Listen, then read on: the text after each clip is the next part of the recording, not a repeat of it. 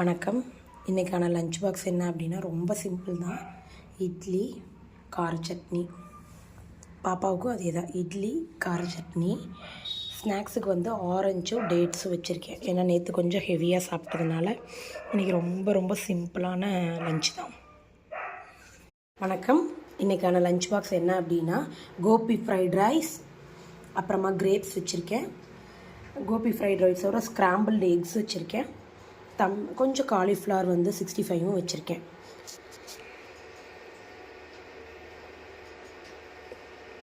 இன்றைக்கான lunch box என்ன அப்படின்னு பார்ப்போம்.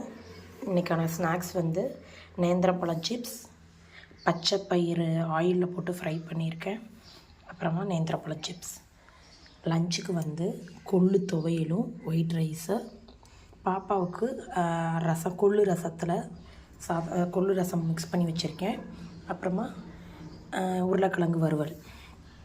தம்பிக்கு கொஞ்சம் ரசம் தனியாக செப்ரேட்டாக வச்சுருக்கேன்.